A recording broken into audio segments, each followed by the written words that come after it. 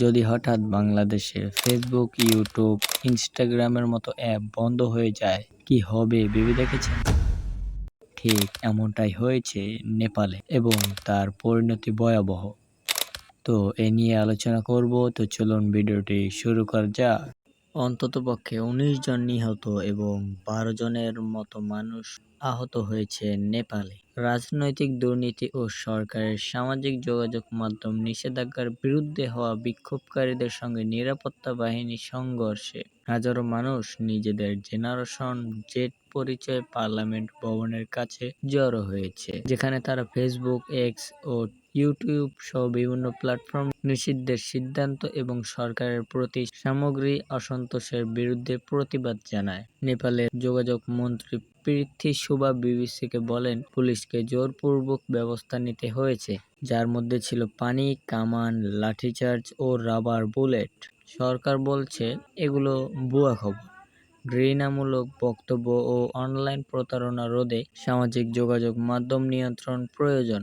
তবে ইনস্টাগ্রামের মতো জনপ্রিয় প্ল্যাটফর্মগুলো নেপালে লাখো মানুষের বিনোদন, সংবাদ ও ব্যবসার মাধ্যম। প্রতিবাদকারীরা হাতে প্ল্যাকার্ডে লিখেছিল, আসল লক্ষ্য হলো দেশের দুর্নীতি অবসর ঘটানো। অনেকের মতে তারা সরকারের একনায়কতান্ত্রিক মনোভাবের বিরুদ্ধেও বিক্ষোভ করছে। নেপালের বহু মানুষ বিশ্বাস করে যে দেশে দুর্নীতি ব্যাপক, আর দীর্ঘদিনের অর্থনৈতিক সমস্যাগুলো সমাধান না করার জন্য সরকার সমালোচনার মুখে রয়েছে। শাবানা বুদাথকি বিবিসিকে বলেন, সামাজিক যোগাযোগ মাধ্যম নিষেধাজ্ঞা কেবল একটা কারণ মাত্র, আসল লক্ষ্য দুর্নীতির বিরুদ্ধে আন্দোলন। তিনি বলেন, আমরা আমাদের দেশ ফিরে চাই, আমরা দুর্নীতি থামাতে এসেছি। আরেকজন বিক্ষোভকারী বলেন, নিষেধাজ্ঞার উদ্দেশ্য হলো তাদের কণ্ঠরোধ করা, তাই তারা কণ্ঠ উঁচু করছে এবং পরিবর্তন না আসা পর্যন্ত তা চালিয়ে যাবে।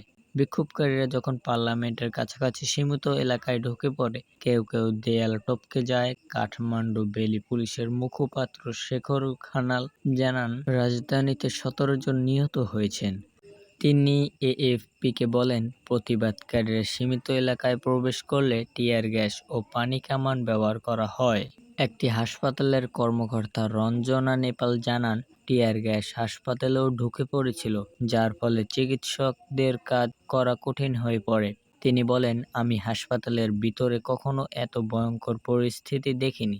কাঠমান্ডু জেলা কার্যালয়ের এক মুখপাত্র বলেন, পার্লামেন্ট ভবনসহ আশেপাশে এলাকায় কারফিউ জারি করা হয়েছিল যখন বিক্ষোভকারীরা সেখানে প্রবেশের চেষ্টা করে।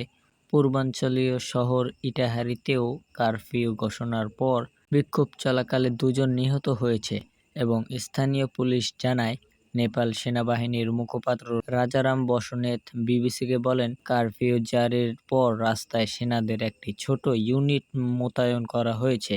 গত সপ্তাহে কর্তৃপক্ষ ২৬টি সামাজিক যোগাযোগ মাধ্যম প্ল্যাটফর্ম বন্ধের নির্দেশ দেয়, কারণ তারা নেপালের তথ্য ও প্রযুক্তি মন্ত্রণালয় নিবন্ধন করতে সময়সীমার মধ্যে ব্যর্থ হয়েছিল।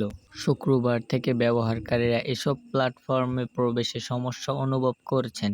যদিও অনেকে ভিপিএন ব্যবহার করে নিষেধাজ্ঞা এড়াচ্ছেন, এ পর্যন্ত ২টি প্ল্যাটফর্ম মন্ত্রণালয়ে নিবন্ধনের পর পুনরায় চালু হয়েছে। সরকার বলছে, তারা সামাজিক যোগাযোগ মাধ্যম নিষিদ্ধ করছে না, বরং নেপালি আইনের সাথে সামঞ্জস্যপূর্ণ করার চেষ্টা করছে। তো এখন আপনাদের কাছে প্রশ্ন রাখলাম যে নেপালের মানুষরা কি সঠিক কাজ করছে? কমেন্টে বলতে ভুলবেন না। তো আজকে এই পর্যন্তই। সবাই ভালো থাকুন, সুস্থ থাকুন এবং ভিডিওটি ভালো লাগলে লাইক, কমেন্ট আর শেয়ার করতে ভুলবেন না। চ্যানেলটিকে অবশ্যই সাবস্ক্রাইব করুন।